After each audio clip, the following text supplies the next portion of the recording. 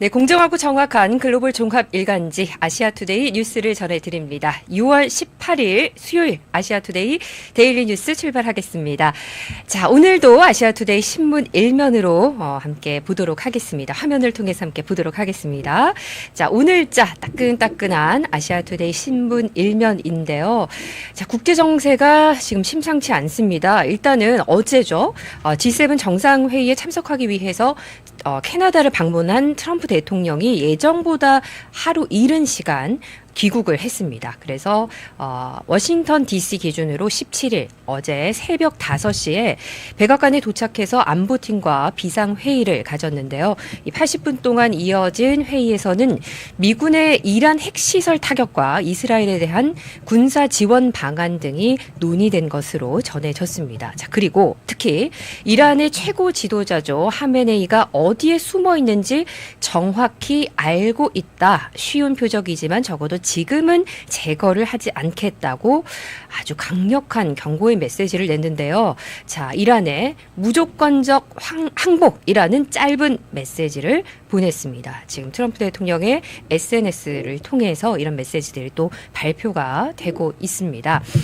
자, 다음 뉴스 또 보도록 하겠습니다. 지금 일면 사진에 보시면 새 대통령과 또 한복을 차려입은 영부인의 모습을 보실 수 있습니다. 자, 일단은 트럼프 대통령과의 관세 협상이 미뤄졌지만 기업과 원팀을 대비하겠다라는 보도가 나오고 있습니다. 지금 저희 아시아투데이 이충재 기자께서 캐나다 캘거리에서 열심히 취재를 해서 기사를 보내고 있는데요. 자, 이 기사에 따르면 이재명 대통령이 트럼프 대통령과의 관세 협상을 앞두고 우리 기업과의 원팀으로 돌파구를 마련하겠다는 의지를 강조를 했습니다. 국내 기업과의 공감대를 지렛대 삼아서 유리한 협상 결과를 이끌겠다는 구상인데요.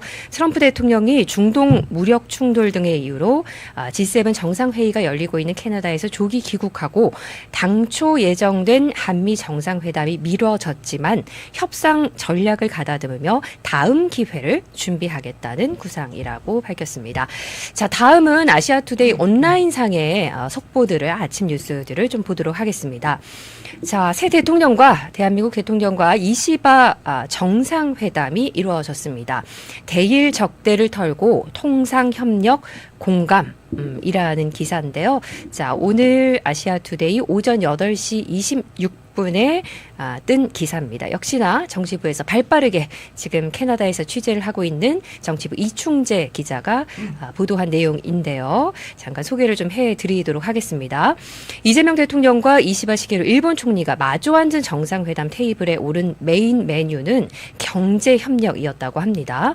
보호무역주의 확산, 공급망 분절 등 글로벌 통상질서 대전환기의 환경 속에서 이웃이 함께 손잡고 위기를 극복해야 한다는 공감대를 넓혔다고 합니다.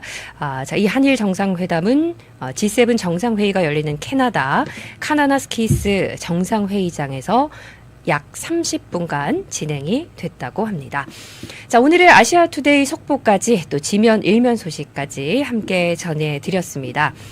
자, 어제 제가 지인을 좀 만나서 이런 대화를 했습니다. 대한민국 정치가 여야를 떠나서 새로운 인물, 그리고 청년층, 청년 정치 이런 이야기는 많이 하지만 새로운 인물과 실질적으로 좀 청년들을 키우는 그런 분위기는 아니지 않느냐, 이것이 바뀌어야 하지 않겠느냐 이런 얘기를 하면서 지금 트럼프 2기 내각의 장관들, 주요 인사들의 나이를 한 명씩 거론을 했습니다. 자, 함께 볼게요. 피트 헤그셋 장관이요. 1980년생입니다. 45세고요. 제이디 벤스 부통령이 저보다 2살 어리더라고요. 1984년 41세. 그리고 여러분들 너무 잘 알고 계시는 캐롤라인 레빗 백악관 대변인이 1997년생 28살입니다. 와, 대단하지 않습니까? 저는 이 내각들의 기조가 굉장히 확실하다, 이런 부분만 좀 주목을 했었는데 연령대를 다시 한 번 더 보니까 젊습니다. 새로운 인물들입니다.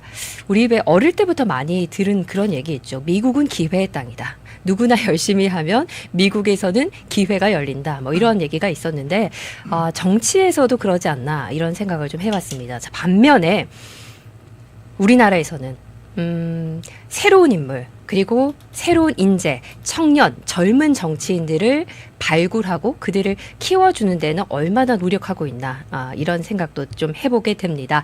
자, 국가가 못한다면 사회가 못한다면 아시아투데이 방송 아투TV 방송이 하도록 하겠습니다. 그래서 앞으로 새로운 인물들 국민과 국가 사회 우리 모두에게 시청자들에게 좀 희망을 주고 합리적인 생각과 합리적인 정보를 줄 수 있는 그런 새로운 인물들을 많이 발굴해서 여러분께 소개를 해드리도록 하겠습니다. 자, 그래서 지난번에 한번 출연을 하셨는데 많은 분들께서 와, 말 잘한다. 와, 인물 너무 좋다. 기대되는 기대주다. 이런 얘기를 많이 하셔서 오늘 또 모셨습니다. 문종형 전 국민의힘 상근 부대변인 모셨습니다. 안녕하십니까? 네, 안녕하십니까? 네, 반갑습니다. 네, 많은 분들께서 방송 잘 봤다. 화면을 봤는데 화면이 이렇게 정화되는 느낌이다. 이런 얘기도 제 주변의 지인들이 얘기를 해주시더라고요. 정말인가요? 네, 정말입니다. 너무 앵커님께서 또 오늘도 제가 오늘 아시아투데이 두 번째 출연인데 저번에 첫 출연할 때도 너무 과분한 소개를 해주셔서 오늘은 조금 부담감을 가지고 왔거든요. 아니, 전혀 부담 느끼시지 마시고. 오늘, 오늘 청취자분들께 첫 번째 방송 때처럼 네. 그나마 좀 유익한 정보, 꼭 정치를 떠나서도 유익한 정보를 전달할 수 있도록 짧은 시간이지만 노력하도록 하겠습니다. 네. 특별히 제 주변에서 이런 얘기 많이 하시더라고요. 경제 부분에 있어서 설명을 해주시고 얘기해 주시는 부분이 굉장히 합리적이다. 그리고 많이 도움이 됐다. 이렇게 얘기를 많이 하셨거든요. 오늘도 그런 내용들 한번 좀 다뤄보도록 하겠습니다. 자, 역시나 오늘 출발할 때 우리 아시아투데이 TV의 가족 같은 분입니다. 박경현님 감사드리고요. 트리플 크라운님도 오셨고요. 조이진님 또 서로 또 인사해 주시면서 비전과 리더십님 이런 이야기도 또 해주셨습니다. 55번째, 55번째 생일 오늘이 조이진님이 생일인가요? 축하드립니다. 미역국 해서 드셨다고 하시는데요. 자, 감사드립니다. 서로 또 인사도 하시고요. 그런 것 같아요. 레거시 미디어와는 또 다르게 우리가 유튜브라는 매체를 통해서 언론사에서 운영하는 이 TV, 아시아투데이 TV라는 장점이 여러분들에게 정확하고 발빠른 뉴스, 정보도 제공을 해드리고 이렇게 가족처럼 시청자들이 함께 소통할 수 있는 그런 자리, 공간이 마련됐기 때문에 좀 따뜻한 그런 시간이 아닐까 생각이 듭니다. 자, 오늘은요. 문종현 전 상근 부대변인과 함께 국민의힘 상근 전 부대변인과 함께 다양한 정치, 경제 이슈, 또 국민의힘 상황, 청년 정치의 비전, 다양한 부분들을 좀 얘기를 나눠보도록 하겠습니다. 자, 첫 번째는 경제 이슈부터 얘기를 해보도록 하겠습니다. 자, 오늘 일단 코스피 시장부터 한번 보도록 할게요. 현재 코스피 시장은 주가는 16.65포인트 상승한 2,966.95를 보이고 있고 기관은 매수를 하고 있는데 오늘은 개인은 매도를 하고 있는 상황을 보이고 있습니다. 자, 코스닥 지수도 함께 보겠습니다. 코스닥 지수 역시 상승하고 있습니다. 3.73포인트 상승한 779.38을 보이고 있습니다. 자, 그리고 시가총액 상위 종목들도 잠깐 한번 살펴보도록 하겠습니다. 시총 상위 종목들은 삼성전자 가지신 분도 오늘 조금 기분 좋으실 것 같습니다. 삼성전자 1.81% 상승하고 있습니다. 59,150원에 거래되고 있고 KB금융이 0.19% 상승 중이네요. 그리고 삼성전자 우 역시 1.25% 상승을 하고 있습니다. 그 외에 SK하이닉스나 삼성바이오로직스, LG에너지솔루션, 하나에어로스페이스는 하락 중이고 기아도 역시 하락 중이고요. 현대차는 보합권에 머물러 있습니다. 자, 경제 일단 지수를 한번 살펴봤고요. 지금 어쨌든 뉴욕 시장도 마감 시황을 보니까 트럼프 대통령의 발언 또 이스라엘 이란 사태 등으로 인해서 뉴욕 시장 3대 지수도 모두 하락 마감을 했습니다. 우리가 막 정치 얘기도 많이 하는데요, 대변인님. 예. 사실 실질적으로 생활에 탁 우리에게 직격타가 오는 거는 경제잖아요. 그렇죠. 그렇죠? 예. 지금 주식시장의 흐름, 오늘은 뭐 코스피가 오르고는 있는데 뉴욕 시장은 하락을 또 했고 어떨까요? 앞으로 좀 전망하신다면요. 뭐 일단 지금 한마디로 최근에 뭐 글로벌 한국 주식시장을 정리하려고 하면 혼조세인데 뭐 당연히 그 혼조세의 중심에는 이란과 이제 이스라엘 전쟁이 네. 있는 것이고 네. 또 그에 따른 뭐 WTI 이제 뭐 유가 지수가 어떻게 앞으로 변동될 것이냐가 또 실제 주식 지수랑도 연동이 많이 되거든요. 네. 이제 이런 그런 부분에 있어서 조금 다행스러운 부분은 그래도 한국 주식시장이 코스피 코스닥이 이재명 대통령 신규 취임과 더불어서 사실 다른 주요 국가의 지수보다는 상당히 선전을 하고 있다. 그리고 굳이 최근 5년의 히스토리를 돌아보면은 2021년 당시 코로나 유동성이 많이 풀렸을 때 저희가 3천 초반대까지 지수가 이제 올라간 적이 있었는데 그때 이후로 어쨌든 이제 최고 지수를 현재 기록하면서 기대감이 많이 있는 것 같아요. 근데 말씀드렸다시피 저희가 올 초부터 20% 가까이 지수가 올랐거든요. 그럼에도 불구하고 우리나라 대한민국의 그 기본적인 체력 그리고 또 이 GDP 이런 거에 비해서는 아직까지 디스카운트가 저는 있다고 봐요. 그리고 실제 글로벌 경기 분석하시는 분들도 이 코리아 디스카운트가 아직 완전히 해소된 것이 아니다. 그러려면 앞으로 향후 이제 추가 동력을 확보해야 되는데 그런 부분에 있어서 전쟁, 글로벌 정세 그리고 이재명 대통령이 관세 정책이나 이런 주요한 경제 현안을 어떻게 풀어가냐에 따라서 상대적으로 지금 오르지 않은 주식들 어떻게 보면은 지난 코로나 그 유동성 장세에서는 가장 많이 혜택을 받던 것들이 이제 그 사회 간접 자본을 구성하는 이런 주식들 있잖아요. 예를 들면 뭐 좀 전에 앵커님 말씀하신 삼성전자 네. 그리고 뭐 화학주들 또 철강주들 이런 대형주들이 그 장세의 어떤 그 상승을 주도했었는데 최근 같은 경우 조금 다르거든요. 금융주라든지 또 방산주라든지 네. 조선주 또 이제 이재명 정책주라고 분류되는 약간 이런 정책과 연관되는 이런 주식들이 많이 올랐는데 반면 삼성전자 같은 주식은 지수가 23% 오를 때 그의 반도 오르지 않았어요. 그러니까 조금 다른 부분이 있다는 거죠. 지난 코로나 유동성 장세가 그렇기 때문에 개인들의 매수세가 이런 대형주가 다시 한번 오를 때 한 번 더 추가적으로 유입될 수 있다. 그러면 한국 증시는 오버슈팅, 소위 이제 오버슈팅이라 그랬고 주식 지수 한 번 더 이렇게 튕기는 그런 구간이 있는데 네. 그런 구간이 충분히 올 수도 있다고 저는 생각합니다. 지금 화면을 보니까 말씀을 하시는데 증권가에서 모신 애널리스트님에게 분위기가 좀 났습니다. 증권사에서도 근무를 하셨었죠, 대변인님이? 정확히 얘기하면 뭐 네. 증권사에서 인턴을 했고요. 저는 자산운용사에서 자산운용사에서 네, 했었습니다. 네네. 예. 네, 저희 캠프할 때도 경제 증시에 관해서는 문종혁 대변인에게 물어봐라 같이 캠프를 할 때 뭐 그런 얘기도 있었는데요. 자, 그럼 일단은 유가 문제도 좀 짚어봐야 될 것 같습니다.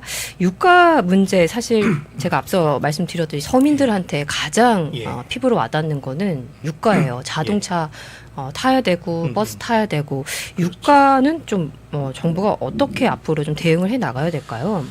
근데 이제 이 유가가 저도 이제 전쟁 때문에 궁금해서 최근에 뭐 WTI나 이런 브렌트 지수 같은 것을 봤는데 네. 생각보다 많이 안 오르더라고요. 그러니까 그 이유는 사실 제가 그 어떤 해협이죠? 호르무츠 해협인가요? 그 저 이란이 이제 네. 그 전체 세계에서 그 원유 수송의 30%를 그 담당하고 있는 그 호르무츠 해협이라는 데가 실제 그 이란이라는 나라가 이제 이 우리가 친분이 있는 이 서구의 이 국가들, 그러니까 뭐 프랑스, 미국 이런 국가랑은 사실상 교류를 안 한 지 오래가 됐고 러시아, 중국 약간 이런 좀 공산주의 체제와 가까운 나라들과 이제 주로 거래를 하다 보니까 네. 실제로 전체적인 이 세계에 미치는 수출 영향력이 낮다는 거예요. 그렇기 때문에 이번에도 전쟁이 발발한 직후 6-7% 주가가 급등하긴 했지만 바로 또 급등세가 유지되지 않고 조금 전 그 유가 지수로 이 회귀되는 그 모습을 보였거든요. 이런 것들이 굉장히 의외다. 그러니까 예를 들면 이란과 이스라엘이 전쟁이 나면 일반적으로 우리 같은 나라의 증시에도 즉각적인 직격탄이 와야 되는데 생각보다 제한적이거든요. 오늘도 저희 나라 주식은 오르고 있고 심지어 나스닥과 다우존스는 어제자로 소폭 하락이 있었지만 우리 지금 오늘 증시 같은 경우 그렇게 하락이 있지는 않거든요. 그러니까 이런 것들이 제가 아까 그 서두에 얘기한 혼조세라고 말씀을 드리는 것인데 실제로 이제 과거와 같은 그 어떤 뭐 원유 어떤 그 수요 공급에 따른 불균형이 오지 않고 수출량도 사실 이제 미국과 한국, 일본 같이 이란과 애초에 거래를 많이 하지 않았던 나라에 대해서는 상대적으로 영향이 미미하다. 지금 그런 판단을 하고 있는 것이 뭐 어제와 오늘 사이에 이제 경제학자들의 의견입니다. 네. 자, 기사 하나 더 보고 가도록 하겠습니다. 저희 아시아투데이 기사인데요. 비트코인, 알트코인보다 거래대금 감소폭 커. 요 기사 잠깐 함께 보도록 하겠습니다. 자, 지난해까지 활황이던 가상자산 시장의 거래대금이 현저히 줄었습니다. 특히 알트코인 및 스테이블 코인에 비해서 비트코인의 거래대금 감소폭이 더 컸는데 이는 코인 시장 침체기에 비트코인을 장기 보유하는 기관 투자자들이 많기 때문이라고 합니다. 17일에 금융감독원이 박상혁 더불어민주당 의원실에 제출한 가상자산 거래소 원화 예치금 현황 자료에 따르면 지난 4월 기준 국내 5대 가상자산 거래소 예치금은 총 6조 9천억 원으로 나타났습니다. 지난 1월 기준해서 10조 6,561억 원이었던 것과 비교하면은 절반 가까이 줄었고요. 자, 이런 부분 사실 비트코인 우리 젊은 청년들이 정말 많이 하잖아요. 이런 내용들은 어떻게 보고 계십니까? 이건 아주 당연한 지금 현상인데요. 비트코인이 왜 그 자산 가치 대비 이제 알트코인보다 거래대금이 작냐면 비트코인은 이미 안전자산의 범주에 들어왔기 때문에 아주 급등하는 수익을 예상하고 투자하는 그 투자자의 비율이 작아졌다는 뜻이거든요. 반면에 알트코인, 이걸 알트코인을 조금 안 좋게 얘기하면 옛날에 뭐 잡코인 이렇게 조금 비하하는 표현도 있었는데 네.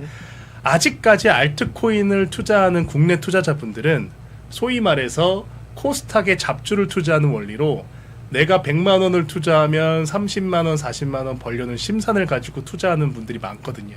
그렇기 때문에 팔았다 샀다를 많이 한다는 것이죠. 그래서 이제 거래대금이 실제 이 자산의 비중에 비해 상대적으로 높다는 것이고, 반대로 얘기하면 비트코인이 현재 오늘자로 시가총액이 그래도 뭐 한 2조 달러 USD로, 이러니까 금 자산 대비 이제 10분의 1 수준으로 올라온 것이거든요. 뭐 거의 뭐 3천조에 가까운 이 시가총액이기 때문에 이미 비트코인은 내가 비트코인을 뭐랄까 통해서 뭐 자산 증식을 하기보다는 안전자산으로 분류해서 적절한 수익, 가령 뭐 우리가 ETF 투자할 때 뭐 연에 한 15% 수익을 주면은 야 그거 나쁘지 않은 ETF다 이런 상품으로 분류하듯이 실제 그런 눈높이를 가지고 투자하시는 분들이 많이 생겼다. 그래서 실제로 보면은 지금 글로벌에서 가장 비트코인을 많이 가지고 있는 데가 뭐 일반 그 국민들 아실 만한 데가 뭐 블랙락이라든지 뭐 피델리티 이런 이제 서구의 자산운용사들이 많이 가지고 있는데, 이 자산운용사들이 다 대부분 ETF로 요 비트코인을 가지고 있어요. 그래서 ETF로 자산을 가지고 있다는 거는 막 바로 샀다 팔았다, 막 헤지펀드처럼 이렇게 그 자산 자체를 막 사고 팔고를 많이 하지 않거든요. ETF라는 게 지수를 기반으로 그 금융상품을 구성하는 거기 때문에. 네. 그래서 이런 현상들이 이제 국내에도 이제 반영이 되는 것이고, 저는 이거는 뭐 비트코인 자체의 어떤 스테빌리티가 올라간 것이기 때문에 비트코인을 추종하는 분들한테는 아주 나쁘지 않은 소식이라고 생각합니다. 네. 자, 우리 시청자분들께서 함께 해주고 계시는데 너무 재미있는 이야기들을 많이 해주고 계셔서 진행을 하면서 제가 웃음이 날 뻔했는데요. 뭐 결혼 이야기도 하시고 비트코인 이야기도 하시고 누가 비트코인으로 대박이 났는가 뭐 이런 이야기도 하고 계시는데요. 좋아요와 구독, 또 궁금하신 내용들 또 남겨주셔도 좋고요. 또 여러분 하시고 싶은 이야기도 우리 채팅창에 편하게 많이 남겨주시면 감사를 드리겠습니다. 자, 계속 경제 얘기를 좀 이어가 보도록 하겠습니다. 어쨌든 정부가 바뀌었습니다. 국방, 외교 모든 분야에 있어서 전 정부와는 참 많이 다른 그런 기조를 보이고 있는데, 경제 정책에 관해서도 좀 거시적으로 미시적으로 좀 모아서 좀 한번 질문을 드려볼게요. 자, 일단 민주당이 추경을 합니다. 그리고 뭐 지역 화폐, 사모펀드 규제, 뭐 가맹 프랜차이즈나 대형 쇼핑몰 영업일수 규제 등 이 민주당의 전체적인 정책들, 기조 뭐 하나하나 이런 정책들은 어떻게 좀 평가를 해봐야 될까요? 사실 이게 현실적으로 제가 이제 야당 어쨌든 소속이기 때문에 뭐 그냥 정치적으로 봤을 때는 당연히 뭐 반대를 하고 이런 거를 아마 예상할 수 있어요. 누군가 제3자가 저를 봤을 때. 근데 제가 대변인님을 네. 모신 이유도 그거에 사실 언론사에서 운영하는 방송이나 레거시 미디어에서 민주당 패널, 그다음에 국민의힘 패널 이렇게 불러서 균형감 있게 국민들이 판단하실 수 있도록 하는데 대변인님을 부른 이유가 뭔가 한쪽에 치우쳐서 말씀하시는 게 아니라 합리적으로 얘기를 해주시는 분이라는 생각이 들어서 오히려 더 불렀거든요. 아닙니다. 제가 네. 말씀드리려고 한 거는 그러니까 우리도 저희 국민의힘도 당론으로 지금 아마 내일자로 통과될 민생 소비 진작하는 지역 화폐 네. 요거에 대해서 저는 반대하지 않은 것으로 알고 있거든요. 제가 알기로 그렇습니다. 네. 근데 이제 그 이유는 그만큼 지금 민생 경제가 안 좋고 자영업자나 소상공인들의 상황이 너무 어렵잖아요. 네네. 그래서 민심을 봤을 때 15만 원, 20만 원 지역 화폐 쿠폰을 주는 것에 대해 반대를 한다면 역풍을 맞을 수 있기 때문에 반대를 안 한 것이라고 저는 보는데, 저는 개인적으로 그런 정치적인 이유를 떠나서 대통령이 정권이 바뀐 임기 초에 10만 원, 20만 원 이 정도의 지역 화폐를 공급을 하면 경제적인 효과 외에도 여러 가지 좋은 효과가 저는 있다고 보는 편이에요. 그러니까 그 말인즉슨 경제적으로만 봤을 때는 저는 선순환 효과가 많이 없다고 보지만, 그냥 어떤 바뀌었구나, 이제 어쨌든 이 정부가 바뀌었구나, 이런 메시지를 주는데 저는 의미가 있다고 봐서 이 소비 쿠폰에 대해서는 오늘 좀 얘기를 하지 않고 오히려 정말로 지금 중요한 부분이 몇 가지 있는데, 이런 부분들을 제가 잠시만 좀 말씀을 드리면 네. 우선 첫 번째로는 이 가맹사업법 개정을 네. 민주당 주도로 현재 하려고 하고 있는데, 이게 아마 사실상 곧 통과 예정입니다. 거의 이변 없이 통과가 될 것인데, 그러니까 이게 이런 거예요. 이 개정안의 기본 내용이 가맹점주의 단체 협상권을, 프랜차이즈 회사에 대한 이 협상권을 높여준다. 여러 가지 권리를 진작시켜준다는 것인데, 이게 일견 들었을 때는 맞는 얘기예요. 내가 백종원 사태처럼 어떤 회사를 믿고 가맹점을 열었는데 나의 권리 이런 것들이 충실히 지켜지는 게 맞다, 이렇게 일견 볼 수 있지만 실상은 그렇지가 않은 게, 대한민국에는 수많은 회사들, 수백 개 수십 개의 회사가 가맹사업을 하고 있고, 어떻게 보면은 가장 진입장벽이 낮은 사업을 할 수 있는 게 이 가맹사업인데, 이 가맹사업을 과도하게 어떤 가맹점주의 권리만을 앞세워서 제재한다, 이런 것들이 산업에 미치는 영향이 굉장히 크거든요. 일례로 아주 잘 되는 음식점들 있잖아요. 내가 고깃집을 열었는데 막 손님이 가득 차서 연일 줄을 서고 이런 집들은 가맹사업을 해줘야 돼요. 가맹사업을 해주면 물류 수익도 생기고 유통 수익도 생기고 브랜드 가치도 만들고, 그러면은 장사꾼이었던 사람이 사업가도 되고, 이런 게 어떤 이 시장 경제 안에서 되게 중요한 원리인데, 지금 이 민주당이 추진하는 이 가맹사업법 같은 경우는, 내가 아주 장사를 잘하는데 이렇게 과도하게 가맹업주 위주로 권리만 증진시켜주면 내가 뭐하러 가맹 비즈니스 하겠냐, 이런 얘기가 실제로 지금 장사꾼이죠. 그러니까 장사꾼이라기보다는 이제 장사하시는 소상공인들, 이런 사이에서 나오고 있거든요. 이거는 그러니까 아주 우리 시장 경제의 가장 밑에 단에 있는 사람들한테 나오는 우려이기 때문에, 이거는 민주당에서 아주 귀 기울여 들어야 된다.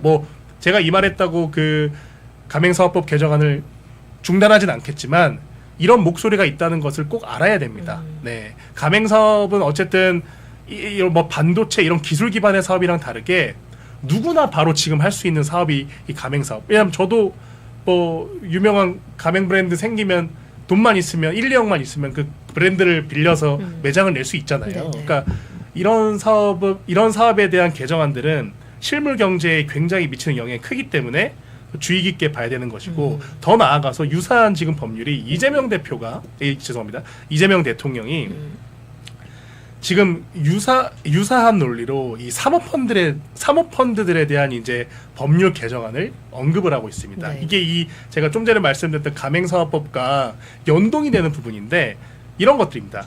지금 우리가 흔히 들어봤을 만한 이 가맹 브랜드들은 사모펀드에서 인수를 많이 합니다. 예를 들면 얘기를 해도 되는지 모르겠는데 뭐 컴땡 커피, 뭐 BTS의 유명 광고, 네네. 뭐 저희 공중파가 아니라서 괜찮습니다. 괜찮아요. 그러면 이제 컴포즈 커피 지금, 같은 경우도 이제 유명한 아이돌 모델을 세워서 얼마 전에 그 필리핀 해외 자본에 넘겼거든요. 예. 그러니까 이런 것들이 뭐냐면 이 음식이나 이런 커피 같은 브랜드들은 사고 팔고가 굉장히 용이한 그런 브랜드입니다. 용이한 그 사업 분야입니다. 그래서 실제로 사모펀드들이 많이 사가기도 하고 또 샀다가 재매각을 많이 하기도 하는 이런 분야인데 이 부분에 있어서 사모펀드 법과 관련해서 가맹 브랜드를 이제 사모펀드들이 사고 팔 때는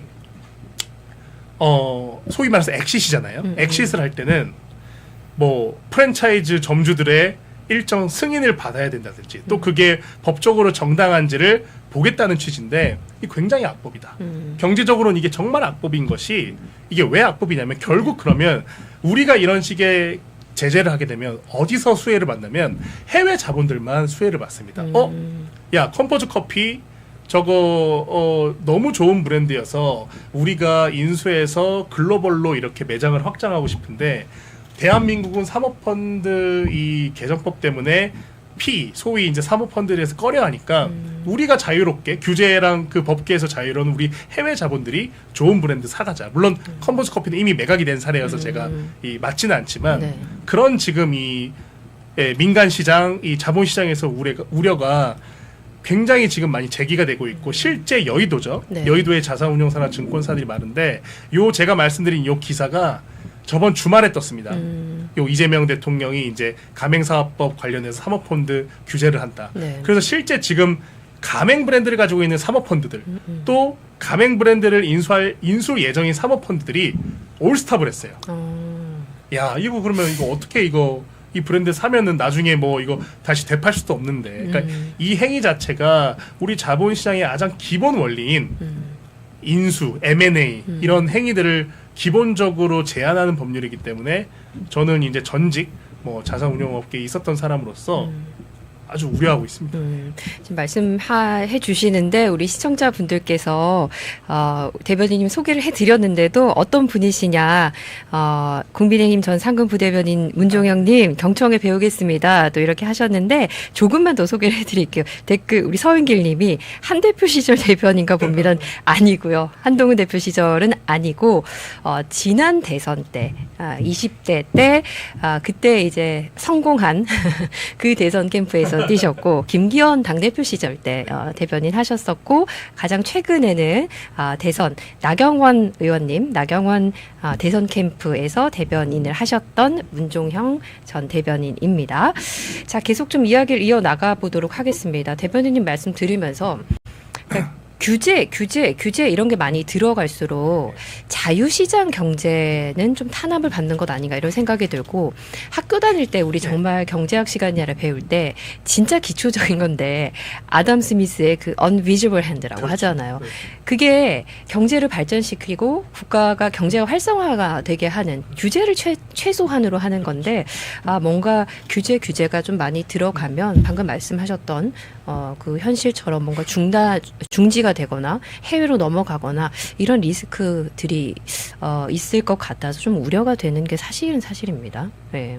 너무 그렇죠. 그러니까 뭐 제가 지금 조금 어려운 예시를 들었는데 그냥 얼마 전에 있었던 이제 그 대형마트 공휴일에 법적으로 이제 쉬는 이 법안 같은 경우도 실제 윤석열 정부에서 그 국무조정실 산하 그 규제개혁 추진단인가요? 네. 거기서 이제 그 이건 굉장히 악법이다 해서 멈췄던 것인데 다시 되살리는 것이잖아요. 그러니까 똑같은 논리죠. 그러니까 이 요즘 누가 대형마트에 실제 쇼핑하러 그러니까 쇼핑을 목적으로 가는 사람이 얼마나 될까요? 마켓컬리, 쿠팡, 네. 뭐 밤 10시에 주문해도 새벽 4시에 오는 시대인데 네.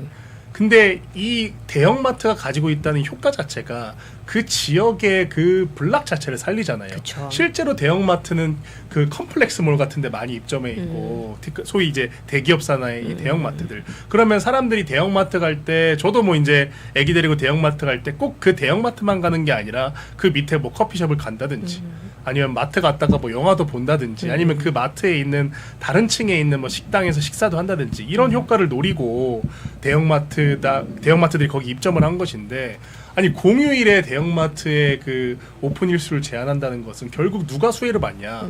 알리테무들이 수혜를 받는 거잖아요. 그러니까 저는 이런 기본적인 뭐랄까 그냥 그 국민들의 어떤 그 니즈, 예, 이런 데일리 니즈도 파악하지 못하고 과도하게 이런 그 입법을, 그러니까 전 정부에서 중단했던 입법을 또 다시 이렇게 살리는 것은 저는 이해가 좀 굉장히 힘든 부분이다. 예. 네. 대형마트의 어떤 상징성, 경제적인 효과 부분들 말씀하셨는데 재미있는 일례가 있었습니다. 제가 그 한 뭐 20년 전이긴 한데 지역 MBC 앵커로 있을 때, 아나운서로 있을 때 지역이다 보니까 경기가 되게 활성화돼야 되잖아요. 근데 경기가 활성화되는 어떤 소스들이 없었는데 그 지역에 대형마트가 생긴 거였어요. 너무 웃겼던 게 당시에는 9시 뉴스데스크를 하는데 그 지역 MBC 9시 뉴스데스크 첫 번째 기사가 대형마트가 생겼다는 그 기사였거든요. 말씀하신 것처럼 지역 경제 활성화라든지 그 지역의 어떤 상징성, 대형마트가 주는 상징성이 있는데 영업 일수를 규제한다는 것 여러분들은 어떻게 생각하실지 모르겠습니다. 자, 댓글로 또 계속 참여해주고 계시는데요. 여러분 감사드립니다. 뭐 어떤 분은 이틀 일하면 조희진 님이 이틀 일하면 30만 원 벌 수 있습니다. 25만 원 때문에 자식들 청년들 고생하는 것 싫어요 하신 분도 있었고요. 조희진 님이 또 25만 원보다 자유 대한민국에서 살고 싶어요. 이런 댓글도 남겨주셨습니다. 감사합니다. 자, 계속 이야기를 좀 이어가도록 하겠습니다. 요 사설 어제 제가 또 소개를 해드린 아시아투데이 사설인데요. 심상찮은 집값 상승세 공급 확대 등 대책을 강구해야 된다는 내용입니다. 집값은 그렇죠. 우리 뭐 신혼부부들 그리고 일반 서민들에게는 너무너무 중요한 부분입니다. 집값이 너무 올라서 지난 정부에서도 사실 집값을 잡지 못했어요.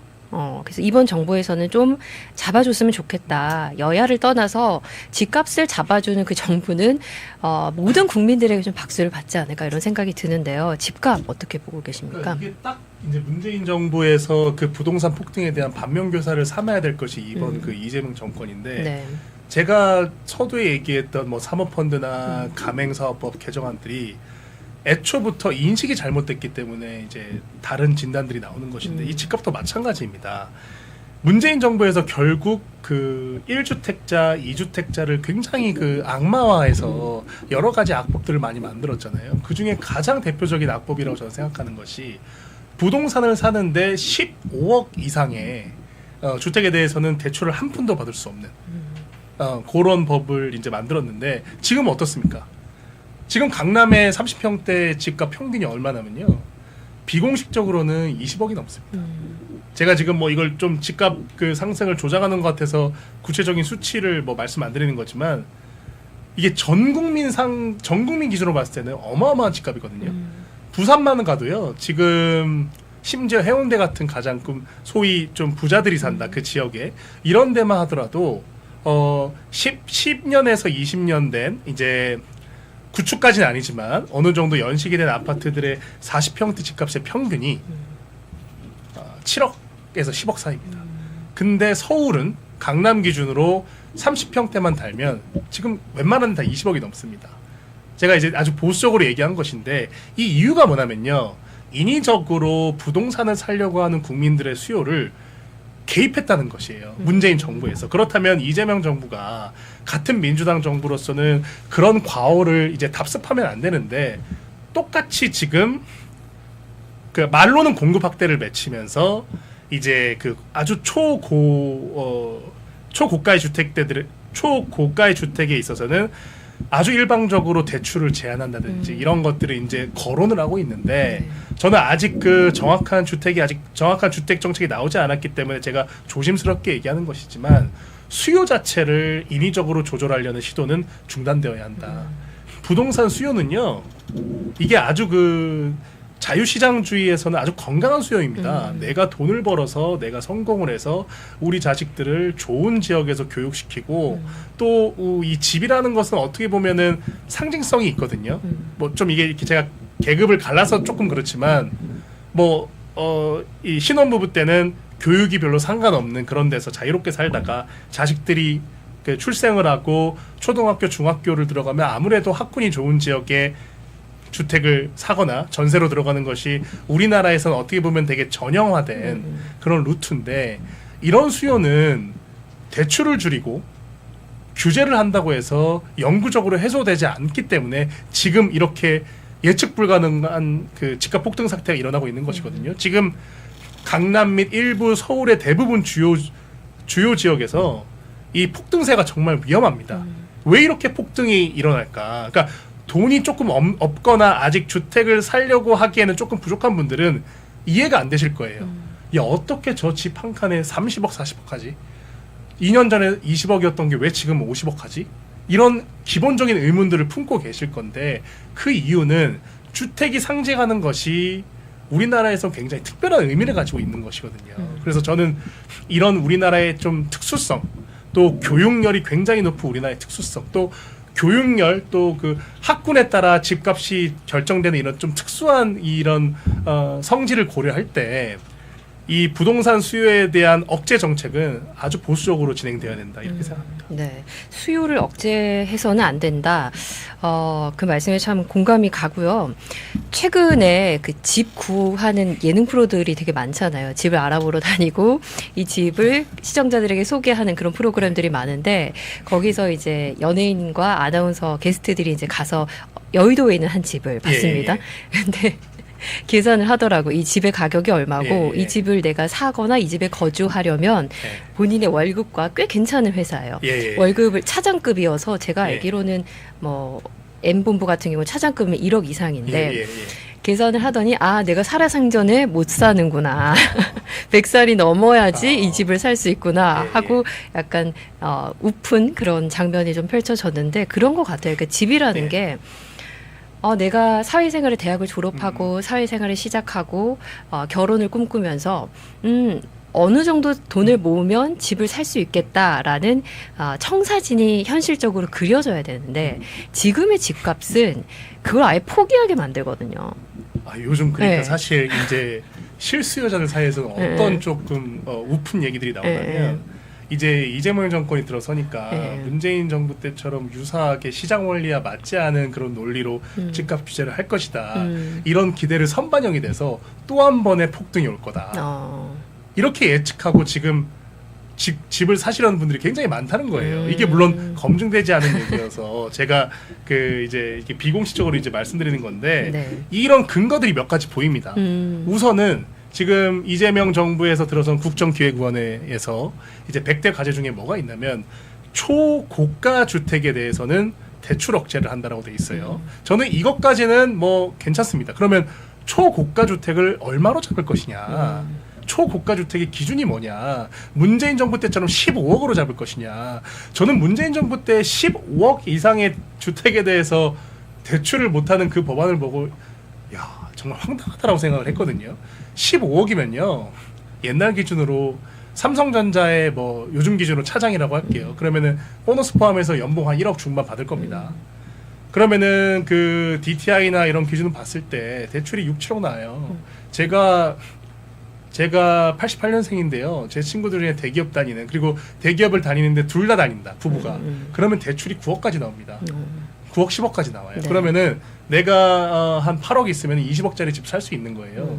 다른 이금융권 대출까지 포함하면. 그러니까 이 주택의 가격이라는 것은 얼마를 대출받을 수 있냐에 따라서 이제 그 범위가 정해지는 것인데, 이미 100대 국정과제 중에 고가 주택에 대한 대출 규제를 넣어놨으니까 저는 지금 지켜보는 겁니다. 과연 이재명 정부가 생각하는 고가 주택의 기준이 얼마일 것인가. 저는 만약에 지금 서울 기준으로 집값을 봤을 때, 제가 아까 지금 실질적인 서울 주요 지역의 30평대 집값이 20억에 육박했다고 말씀을 드렸잖아요. 만약에 초고가 주택을 20억대로 잡는다, 이러면 정말로 부동산 시장이 또 한 번 안 좋은 쪽으로 광풍이 몰아칠 것이다. 20억 선에 대한 주택을 대출 규제를 한다면 실수요, 건전한 실수요를 막는 것이거든요. 문재인 정부와 똑같을 게 없는 그런 지금 정책을 추진하는 것인데, 저는 이 부분에 대해서 굉장히 민주당이 심도 있는 토의, 수기를 거쳐야 되는 것이 지금 우리 서울에서 초고가 주택, 고가 주택이라고 하려면 50억은 돼야 됩니다. 50억 이상 주택에 대해서는 저는 아주 강력한 규제를 하는 것에 찬성하지만 아주 건전한 실수요. 내가 대기업, 중견기업, 중소기업에 다니고 있고 부부가 다 맞벌이를 한다고 했을 때 대출 여력이 작게는 5억, 많게는 10억까지 나오는데 내가 열심히 근로소득으로 모은 돈이 3억에서 10억 사이라고 했을 때 20억짜리 주택 살 수 있는 거예요. 이 현실을 받아들여야 됩니다. 네네. 전 국민이 일부 서울의 집값이 너무 높다. 야, 20억 집값을 어떻게 사냐. 이런 일부 어떤 의견만 받아서 과도하게 부동산 정책을 구현했을 때는 실질적으로 우리나라의 부동산 시장을 주도하는 것은 서울이기 때문에 서울에 있는 1,000만 가까운 인구들한테는 정말 씻을 수 없는 행위를 하는 것이다. 저는 이렇게 생각합니다. 네. 서민에게 진짜 도움이 되는 것이 무엇인지를 최우선적으로 생각한다면 좋은 정책이 나오지 않을까 그렇게 좀 기대를 해보도록 하겠습니다. 자, 다음은 외교 이야기로 좀 가보겠습니다. 자, 일단은 외교 무대 복귀를 대통령이 알렸는데 호주 남아공 정상과는 릴레이 회담을 했고요. 한미 정상회담은 무산이 됐습니다. 기사를 좀 짚어보면 지난 트럼프 대통령과 한국 대통령 간의 전화 통화에 있어서도 한국 대통령실 발표는 있었죠. 요 내용을 보도자료를 한국 언론들이 썼습니다. 그런데 백악관 공식 발표나 어떤 트럼프 대통령의 언급은 전혀 없었습니다. 여기 한미 정상이 뭐 G7에서 만날 것이다. 그것이 뭐 연기가 됐다, 무산이 됐다 이런 내용들은 어쨌든 대통령실 발을 통한 기사들입니다. 역시나 지금 보이시는 이 기사도 지금 캘거리에서 열심히 취재하고 있는 우리 아시아투데이 이충재 기자가 보도한 내용이고요. 트럼프 대통령은 중동 정세로 조기 귀국을 했습니다. 자, 외교 무대 일단 어쨌든 새 정부는 트럼프 대통령과 만나고 싶어 하는 것 같고 제가 뭐 외신이나 백악관 출입 기자하고 이렇게 연락을 해보면 백악관에서 트럼프 대통령은 어쨌든 뭐 공식적인 내용이나 한국에 대한 외교와 관련해서 협상을 할 것이다 이런 이야기는 없습니다. 대변인님께서 보시기에는 어떠신가요? 뭐 그냥 뭐 속된 말로 그냥 헛땅치고 온 것이죠. 그렇다고 뭐 이재명 대통령이 또 뭐 주도로 허탕을 쳤다기보다는 사실 트럼프 대통령은 저희가 좀 예측 불가능한 영역으로 움직이는 사람이기 때문에 그런 것들이 또 한 번 드러난 것 같은데 저는 차라리 잘 됐다는 생각을 했어요. 만약 지금 상황에서 이재명 대통령이 이제 국정을 인계받은 지 아직 3주도 안 됐기 때문에 준비되지 않은 외교 라인에서 어설프게 트럼프 대통령과 회담을 했다간 저는 얻을 것보다 잃을 것이 많다라고 생각했던 것이 제가 이재명 대통령이었다면 지금 트럼프 대통령을 만나서 얘기할 것은 딱 하나입니다. 하나라만 적어놓으면 관세인데 무조건 이건 지금 우리 그 수출하는 대기업들 LG, 삼성의 지금 철강 같은 경우는 가전제품 내에 들어가는 철강 원재료를 분석해서 거기에 최대 50% 관세를 매긴다고 하니 이거를 정말 발목을 잡아서라도 유예를 해주는 게 중요하거든요.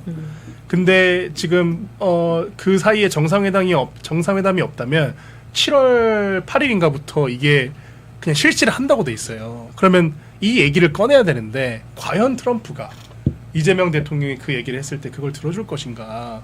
저는 그렇지 않다고 봅니다. 바로 저는 제가 트럼프였으면 안미 경중에 대해서 어떻게 생각하냐. 아직도 그 생각에 대해서 변함이 없나. 왜냐면 지금 스티브 배넌이라든지 물론 이분은 조금 치우친 인사라는 평가도 있지만 그리고 아까 말씀하신 그 피테그세스 국방장관 같은 경우는 공식적으로 기자와 인터뷰를 하면서 이제 더 이상 안미 경중 버려야 된다. 한국에서는 새로운 스탠스로 접근해야 된다. 이렇게 공식적으로 발언을 최근에 했지 않습니까?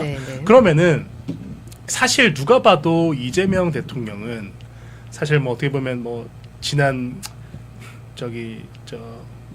재판에서 뭐 대북 송금이라든지 여러 가지로 북한에 대해서 우호적이고 중국에 대해서는 친화적인 사람이라는 게 외교가의 평가입니다. 그러면 이 프레임을 깨주고 트럼프한테 얻을 건 얻어줘야 되는데 만약에 그 예정대로 16일에 그 두 분이서 회담을 했다면 저는 사실 득보다 실이 많았을 거다. 트럼프가 분명히 이재명 대통령에 대해서 여러 가지로 공격을 했을 것이어서 오히려 잘 됐다라는 생각까지 했는데 이제 지금 정말 이 위기가 이게 목까지 차오른 삼성, LG 등 이 대기업들의 이 관세 이슈는 어떻게든 7월 전에 풀어야 된다. 그리고 그 유일한 방법은 나토죠. 예, 그 나토 정상협의에 가서 트럼프 대통령과 어떻게든 이 이슈에 대해서는 서로 상호 간의 소통이 필요하다 이렇게 생각합니다. 네.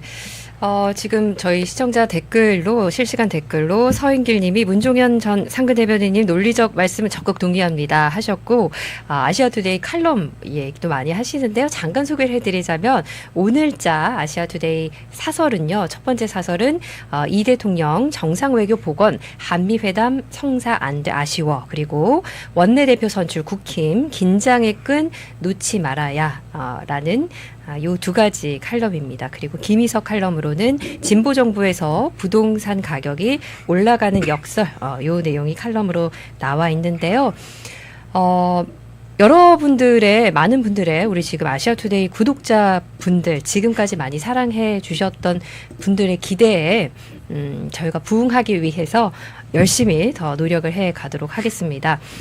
자, 그럼 계속 좀 이야기를 이어가도록 하겠습니다. 제가 앞서서 그런 말씀을 드렸죠. 미국 같은 경우에는 청년 정치인들, 새로운 인물들을 지원해주고 또 국민들께 소개해주는 그런 장이 좀 마련되어 있는 것 같다. 피트 헥셋 장관이 45세, 제이디 벤스가 41세, 캐롤라인 레빗이 28세, 그리고 아주 예전 대통령이긴 하지만 존 F 케네디가 대통령이 됐을 때 30대 초반이었습니다. 우리나라에서 이런 게 가능할까? 저는 좀 퀘스천 마크가 있지만 앞으로는 좀 실현해야 하지 않을까 이런 생각이 드는데요. 국민의힘에서 당에서 좀 활동하시면서 청년. 근데 사실 청년 정치 이 단어 자체가 좀 청년 정치란 단어 자체도 좀 구태스러워진 면이 있어서 적절한 단어가 뭐가 있을까 생각을 하고 있는데 새 인재를 키우고 새로운 인물들을 이렇게 발굴하고 정치적 기반을 마련해 주는 그런 분위기가 있다고 느끼셨나요? 아니면 청년 정치인들을 좀 많이 배제한다고 느끼셨나요? 저는 뭐 제가 느낀 거는 이제 그 소위 청년 정치인이라고 불리는 좀 젊은 분들의 이제 이런 필요성을 대부분 느끼기는 하시는데 그 사람들한테 국회의원 배지를 주긴 싫다. 저는 좀 이런 움직임을 좀 느꼈어요. 그 이유는 뭐냐면 사실 22대 국회 구성을 보면은 민주당, 국민의힘 다 합쳐서 30대가 저는 5% 미만으로 알고 있거든요. 그리고 평균 나이가 아마 55세가 넘을 겁니다. 그 말인즉슨 간에 어찌됐든 간에 국회란 곳은 우리가 이제 소위 회사에서 사장급들 보면 아직도 50대가 많은 것처럼 이제 그 세대적인 어떤 기득권 또 그 이유는 약간 국민의힘 같은 경우는 특히 고관대작을 하고 또 옛날로 치면은 꼭 서울대 나와서 뭐 판검사 정도는 달아야지 그래도 어느 정도 주류 세력으로 인정해주는 그런 올드한 분위기 이런 것들이 반영됐기 때문에 저는 지금 22대 국회가 30대가 5% 미만이라고 생각을 하거든요. 근데 근데 이런 것들이 뭐 이런 기조를 뭐 100% 바꾸기는 어렵습니다. 그러니까 청년 정치인들 한 명 한 명 입장에서 내가 뭐 나 혼자 나서서 이런 거를 바꾸겠다 이런 거는 저는 어려운 것 같고 시대적인 어떤 상징적인 순간들이 있는 것 같아요. 뭐 사실 이제 우리 당 사람은 아니지만 얼마 전까지 저희 당에 있었던 이준석 대표 같은 경우는 뭐 호불호는 갈려도 어찌됐든 민주적인 절차를 통해서 당시 당 대표가 됐기 때문에 그 순간만은 그 당시 국회의원들이 그 민주적인 정당성, 그 절차적 정당성을 인정해 주는 거거든요. 근데 반대로 그런 민주적인 그 정당성을 가지지 않는 젊은 사람들이 정당 활동을 하면서 실수를 하거나 조금 그 기대치에 못한 행동을 했을 때는 아주 또 엄격한 잣대로 그 사람들을 내리깝니다. 뭐 저희도 뭐 제가 실명을 거론하긴 그렇지만 뭐 소위 이제 조금 이름이 알려지신 청년 정치인들 중에서 가끔 행동이나 이런 것들 실수를 하면은 또 굉장히 그 여론의 문매를 맞잖아요. 그러니까 예를 들면 이번 김용태 비대위원장 같은 경우도 어떻게 보면 제가 느끼기에는 국민의힘 일부에서는 그 약간 그 당내 5대 개혁안 같은 경우 조금 뭉갠 부분이 있는데 저는 이거는 사실 김용태 위원장이 이런 청년 정치인으로서 취할 건 취하고 또 내줄 건 내줘야 되는데 과도하게 무조건 젊은 사람이니까 개혁만 해야 된다. 또 내 말이 맞고 내가 이 개혁 이미지를 위해서 무조건 관철시켜야 된다. 이런 거는 반대로 얘기하면 조금 나이브하고 아직 성숙하진 못했다. 이런 평가를 또 받을 수 있는 것이거든요. 왜냐하면 저희 당내에서 이번에 그 뭐 송원석 원내대표 같은 경우도 어찌됐든 지금 원내대표가 당선되고 난 후에 비대위원장의 임기는 6월 30일까지다 이렇게 못 박은 것은 그 김용태 비대위원장 체제를 인정해주지 않은 듯한 뉘앙스를 공식적으로 얘기한 것이잖아요. 저는 제가 청년 또 뭐 30대 한 사람으로서 저는 김용태 위원장 같은 사람이 잘 해주길 바랬습니다. 그러려면 5대 개혁안을 밀어붙일 것이 아니라 조금 더 우리 당 내부의 실질적인 얘기를 본인 입으로 내뱉는 것이 저는 효과적이고 전략적인 선택이라고 봤는데 무조건 개혁해야 된다. 무조건 이제 뭐 사라진 이미 친윤을 뭐 이렇게 거론하면서 이 사람들은 다 제거가 돼야 되고 100% 당론으로 이걸 확정해야 된다. 이런 얘기는 어떻게 보면은 정치적인 실력에 있어서 조금 미진한 부분을 보여줬고 이거는 반대로 제가 기득권이라고 표현을 하겠습니다. 그 당내 기득권 원내에 있는 분들한테는 야 젊은 애가 그러니까 자기들끼리 말로는 젊은 친구가 확실히 아직은 성숙하지는 않구나. 경륜은 떨어지는구나. 이런 식의 평가도 나올 수 있을 만한 정치력을 보여준 것이 아닌가라는 좀 아쉬움이 있는 거고 비단 뭐 이런 것들은 전 느꼈습니다. 그러니까 되게 어려워요.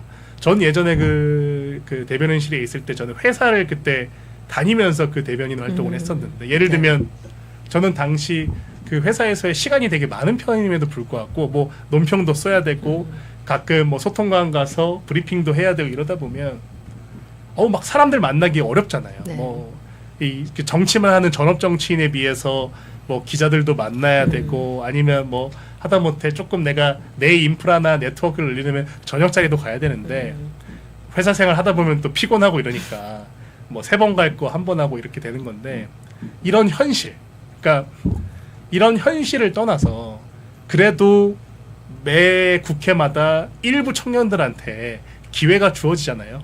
어쨌든 젊은 세대를 대표해라는 그런 아주 뭐랄까 그 명분으로 기회가 주어지는데 그 기회를 부여받은 분들은 그 기회가 본인들이 잘나서가 아니라 이 전체 청년을 내가 위해서 이 청년 정치의 맥을 유지를 시키고 청년의 목소리를 확대하기 위해서 정말 정치력을 보여야 된다. 그리고 정치력을 보이려면 애초에 그런 사람들을 선정할 때 사회적으로 업적이 있는 사람들을 선정해야 됩니다. 제가 말하는 사회적인 업적은 이번에 뭐 김상우 의원처럼 무슨 뭐 변호사 달고 지역에서 활동한 이런 사람들을 뽑으라는 것이 아니라 자유시장, 자본시장에서 이 사람들이 어떻게 본인 몫을 했는지 이런 조금 다른 잣대.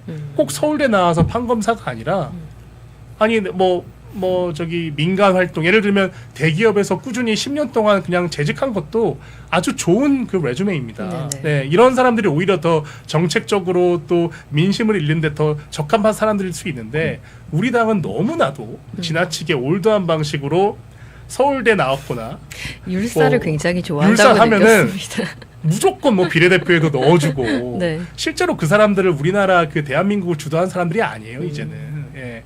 옛날 뭐 5, 60년대나 그 서울대 나온 판검사들이 우리나라를 주도했지. 지금은 뭐 스타트업으로 창업을 하고 수백억, 수천억을 번 사람들이 우리나라를 주도하는 것이지. 누가 판검사들을 우리나라를 주도한다고 생각하겠습니까? 전환이 필요하다 이런 생각은.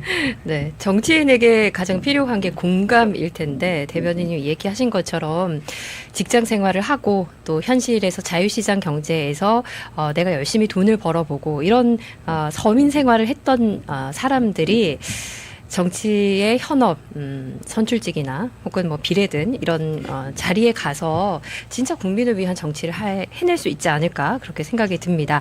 자, 김용태 비대위원장 얘기가 나왔는데 5대 개혁안에 대한 당원 여론조사를 새 원내 지도부에서 내놓은 5대 개혁안에 대한 당원 여론조사를 거부한다면 남은 임기 동안 추가 개혁안을 내놓겠다라고 밝혔습니다. 자, 추가 개혁안에 앞서서 일단 5대 개혁안 하나하나를 발표를 했는데 그 5대 개혁안에 모두 공감을 하십니까? 조목조목 좀 살펴보자면 어떤 생각을 가지고 계시나요? 5대 개혁안 중에 저는 이제 가장 그 필요가 없는 것은 그 이제 탄핵 반대를 뭐 당론으로 하자 이런 거는 저는 굉장히 무의미하다고 보는 게 이미 다 탄핵 반대를 한다고 봐도 무방합니다. 그러니까 네. 왜냐하면 탄핵 반대라는 그 어젠다를 꺼내는 순간 당내 세력은 또 뭐 친윤이니 반윤이니 이런 걸로 개파적으로 갈리는 게 자명한 사실인데 우리 지금 당내에서 누가 친윤입니까? 정부를 새로 선출만한 권력을 가졌을 때 누군가가 그 권력을 가졌을 때 친윤이든 뭐 친한이든 친홍이든 뭐 이런 게 생겨나는 건데 윤석열 대통령은 참 아쉽고 좀 죄송스러운 얘기지만 이미 법원의 판결을 받았고 우리 당내에선 상식적인 국회의원이라면 마음속은 어떨지 몰라도 국민 앞에서 내가 친윤이다 이렇게 말할 사람 저는 한 명도 없다고 보는 거거든요. 오히려 반윤을 이제 행세를 하면서 친윤을 까는 사람들은 많죠. 왜냐하면 본인의 정치적인 입지를 확고해야 하기 위해서 뭐 아주 자극적인 워딩을 많이 쓰잖아요. 한동훈 대표만 하더라도 지난 그 대선 그 캠페인 유세 중에서도 무슨 뭐 친윤을 매일 거론했지 않습니까? 그러니까 이런 것들은 사실 이제 친윤이라는 그 워딩을 자체를 악용하는 사람들이 있는 거지 실질적으로 친윤이라는 것이 저는 없다고 보기 때문에 그래서 최근에는 언론들 보면은 뭐 구주류 세력 뭐 이렇게 표현을 하기도 하던데 그 탄핵 반대를 굳이 당론으로 당원 투표까지 해야 되냐? 저는 이미 과거다. 예, 이렇게 생각을 하고 오히려 그 김용태 위원장님께서 제안해 주신 것 중에 상향식 공천, 기초단체장, 광역자치단체장 상향식 공천은 뭐 아주 우리 당의 중요한 어젠다로서 앞으로 1, 2년간 또 내년에 지방선거가 있기 때문에 100%는 아니더라도 이 상향식 공천에 대해서 어떻게 당 내부적으로 제도화할 수 있을지는 저는 앞으로 송원석 원내대표 또는 전당대회를 통해서 선출될 지도부가 그 상향식 공천에 대해서 토의하는 것은 저는 굉장히 생산적인 토론이라고 생각합니다. 자, 말씀 전당대회도 얘기가 나온 김에 한 가지만 더 질문을 좀 드리도록 하겠습니다. 앞으로 국민의힘 전당대회 그리고 뭐 한동훈 대표 등 전 대표 등 차기 당권주자들은 좀 어떻게 예측을 하고 계시나요? 어떤 인물이 국민의힘의 새 사령탑이 돼야 될까요?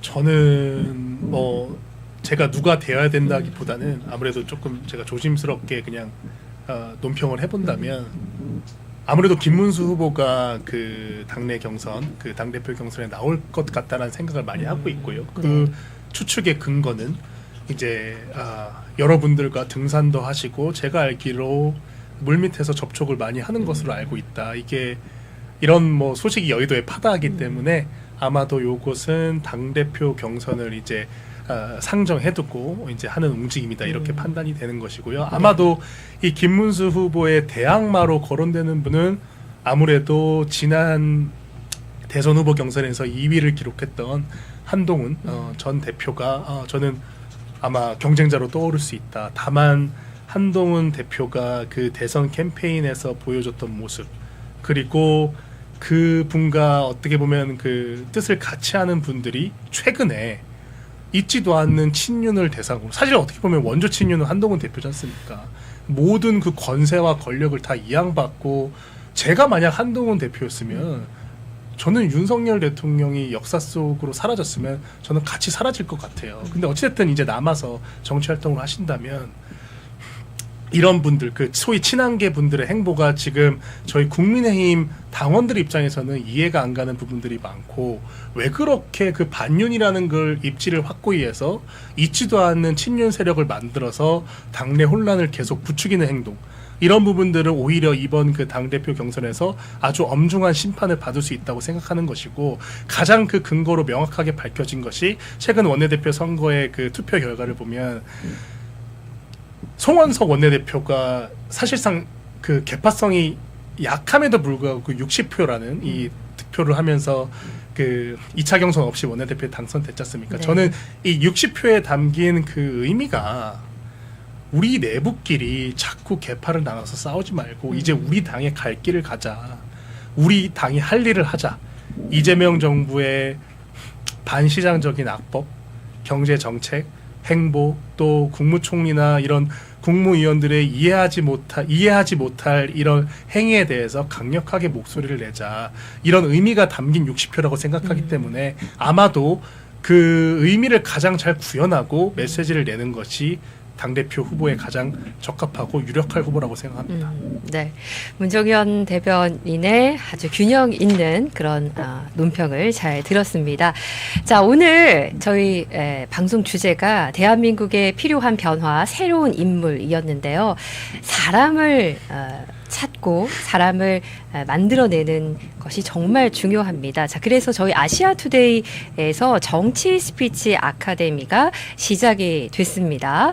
자, 아시아투데이 정치 스피치 아카데미 잠깐 설명을 좀 드리자면요. 일반 과정, 그리고 뭐 더 구체적으로는 대변인 과정, 방송 스피치 과정, 방송 패널 과정, 지자체 선거 준비하시는 분들, 여러 선거를 준비하시는 분들을 위해서 목표는 한 가지입니다. 이분들이 승리하실 수 있도록, 그리고 국민에게 진정성을 담아서 국민에게 희망을 주는 메시지를 전달하는 그런 스피커로서, 정치인으로서 저희가 도와드리는 그런 커리큘럼을 준비를 했습니다. 1대1 컨설팅을 통해서 1대1로 도와드리는 그런 과정도 준비가 돼 있습니다. 아시아투데이 정치 스피치 아카데미 들어오셔서 여러분 많은 관심도 좀 가져주시고요. 그렇습니다. 모든 것이 다 끝났다. 우리 이제 희망은 없어. 그리고 방금 이 댓글로도 정치에 좀 불신이 쌓이는 것 같아서 정치에 관심을 잃게 되는 것 같다. 이런 말씀도 해 주셨는데, 머니제니라는 우리 시청자께서 해 주셨는데, 신뢰를 쌓아갈 수 있는, 국민들에게 희망을 줄 수 있는 그런 정치인들을 키워가기 위해서 아시아투데이 정치 스피치 아카데미가 함께 하도록 하겠습니다. 자, 오늘 함께 해주셔서 감사드리고요. 12시 2분이네요. 오늘 점심 식사 맛있게 하시고요. 저는 내일 11시, 오전 11시에 아시아투데이 데일리 뉴스로 함께 하겠습니다. 대변인 오늘 고맙습니다. 예, 네, 감사합니다. 고맙습니다.